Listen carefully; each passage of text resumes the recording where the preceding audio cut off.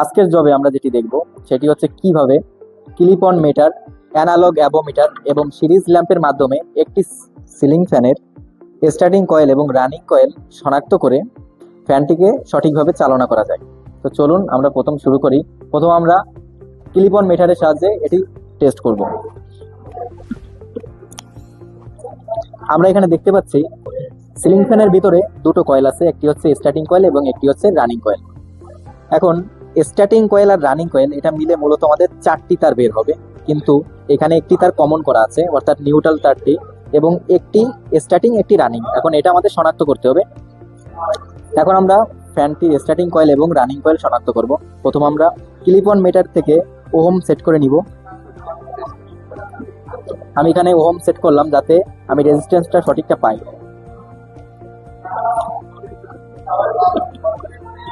এখন আমি এক প্রান্তকে ফ্যানের এক তারের প্রান্তে রাখলাম এবং অন্যটি দিয়ে দেখবো যে এখানে কত রেজিস্ট্যান্স দেখায়। যেটাই আমার রেজিস্ট্যান্স বেশি থাকবে ওইটা আমার স্টার্টিং কয়েল, এবং যেটাই কম থাকবে সেটা হচ্ছে আমার রানিং কয়েল। আমি দুটো দেখছি যে কত আসে। এইখানে রেজিস্ট্যান্স দেখাচ্ছে 154। তো এটা আমরা মনে রাখবো, তাই আমি এখানে লিখে রাখলাম।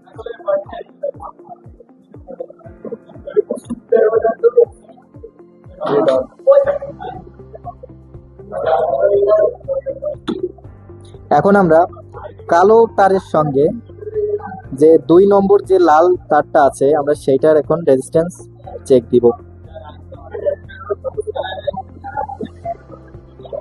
আমরা এখানে দেখতে পাচ্ছি 182 রেজিস্ট্যান্স আসতেছে। তো এটা আমরা লিখে নিব।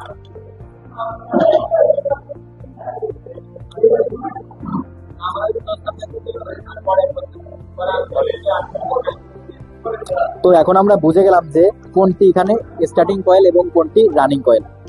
এখানে যে আমরা রেড কালার যে 2 নম্বর যে তারটি পাইছি এটা হচ্ছে মূলত আমাদের স্টার্টিং কয়েল, আর যেটাই আমরা 154 পাইছি অর্থাৎ রেড অন সেটি হচ্ছে আমাদের রানিং কয়েল। তো এখন আমরা দেখব কিভাবে সিরিজ ল্যাম্পের মাধ্যমে স্টার্টিং এবং রানিং কয়েল শনাক্ত করে সিলিং ফ্যানটি সঠিকভাবে পরিচালনা করা যায়। তো আমরা এখন যেটাই সিরিজ সংযোগ আছে এটা আমাদের হচ্ছে সিরিজের যে 2 পিন সকেট আছে এটা আমরা এটাই দিচ্ছি। একটি 2 পিন প্লাগ লাগিয়ে নিচ্ছি। দু প্রান্তের তারের ইনসুলেশন খুলে আমি এটাকে অন করলাম। এখন আমাদের এটি মূলত চেক করে দেখতে হবে যে কোনটি স্টার্টিং কয়েল এবং কোনটি রানিং কয়েল। আমরা প্রথমে সিলিং ফ্যানের হাত আমরা এখানে যেটি চেক করে দেখব যে যে তারটায় আমরা দেখব যে আমাদের সিরিজ ল্যাম্পটা খুব কম জ্বলতেছে, আমাদের বুঝে নিতে হবে ওইটাই স্টার্টিং কয়েল, এবং যেটাই আমাদের বাতিটা বেশি জ্বলবে সেটা হচ্ছে আমাদের রানিং কয়েল। এখন আমরা অ্যানালগ অ্যাবোমিটারের মাধ্যমে কিভাবে সিলিং ফ্যানের স্টার্টিং কয়েল এবং রানিং কয়েল শনাক্তকরণ করা যায় সেটি আমরা দেখব। প্রথমে যে কাজটি করতে হবে অ্যাবোমিটারটিকে ওহমের ঘরে সিলেক্ট করতে হবে। আমরা এটাকে ওহমে সিলেক্ট করে দিলাম। আমরা দেখতে পাচ্ছি ভাই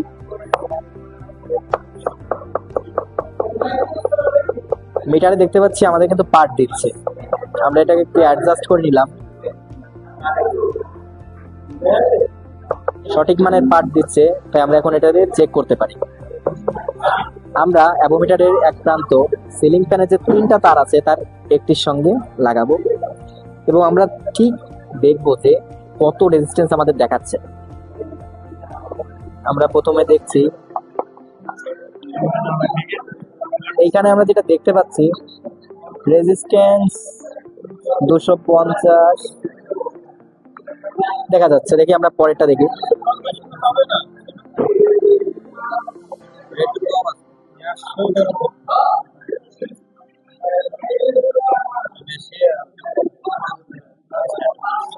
আমরা যেটা দেখতে পেলাম এখানে হলুদ রঙের যে তারটি আছে এটা রেজিস্ট্যান্স কম দেখাচ্ছে এবং এই লাল তারটির রেজিস্ট্যান্স বেশি দেখাচ্ছে।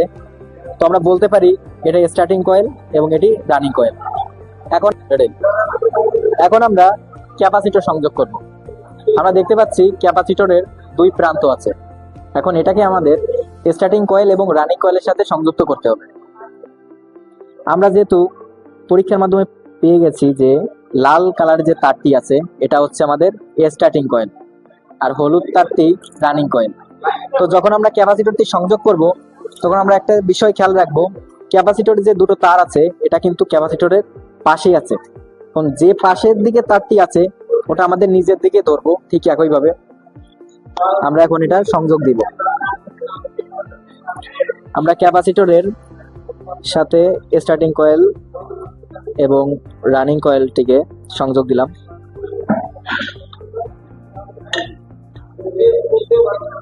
এখন আমরা যখন সাপ্লাই দিব তখন ফেজ এবং নিউট্রাল কোনটাই দিব।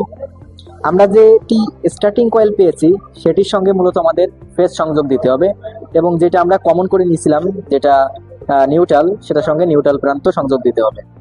তো আমরা এখানে সংযোগ দিচ্ছি স্টার্টিং কয়েলের সাথে ফেজ এবং আরেকটি নিউট্রাল। তো আমাদের ক্যাপাসিটর সংযোগ করা হয়ে গেছে। এখন আমরা ফ্যানটিকে সরাসরি চেক করে দেখবো যে আসলে ফ্যানটি সঠিকভাবে কাজ করছে কিনা। তো আমরা এখানে লাইনে দিচ্ছি, এখন আমরা দেখবো ফ্যানটি সঠিকভাবে চলে কিনা। আপনারা দেখতে পাচ্ছেন ফ্যানটি কিন্তু সঠিকভাবে চলছে, ফ্যানটি কাজ করছে, কোনো প্রবলেম হচ্ছে না ফ্যান।